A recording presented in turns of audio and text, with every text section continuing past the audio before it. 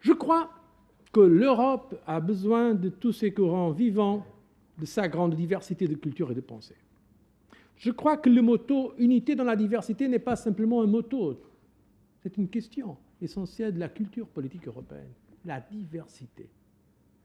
Et je crois que c'est sur les valeurs de cette diversité et de l'acceptation de l'idée de diversité qu'on peut construire l'idée même de unité, de communauté et d'union.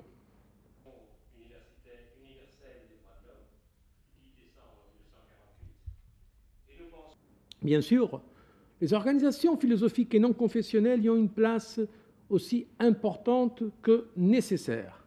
Elles donnent la parole à une importante partie de la population européenne qui n'a pas de conception religieuse du monde. Ces organisations sont aussi porteuses d'un ensemble de valeurs communes en Europe.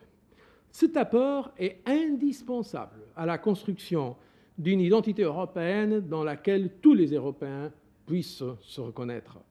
Cet apport est nécessaire à la construction d'une Europe non seulement politique, mais aussi éthique.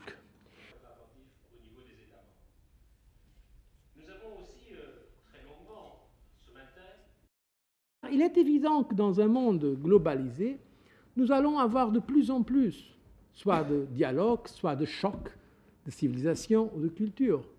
Et c'est évident que dans un monde où les échanges ont cette rapidité et cette intensité, de plus en plus il va falloir avoir des règles, des principes, des normes.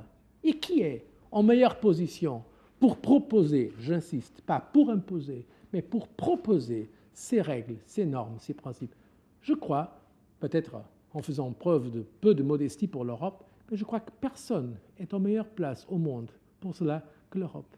Parce que nous-mêmes, le processus d'intégration européenne, nous sommes l'exemple de cette réconciliation autour des valeurs de la paix, et parce que nous-mêmes avons réussi à unir maintenant, autour des valeurs de la paix, de la liberté et de la solidarité, 27 pays, mon Dieu, tellement différents, 27 pays avec des histoires, des cultures tellement différenciées et qui aujourd'hui peuvent se réunir autour de ces valeurs. Restriction dans son principe, il doit s'exprimer dans tous les domaines, y compris une application pragmatique et de bon sens de ses limites, peut-être à la liberté.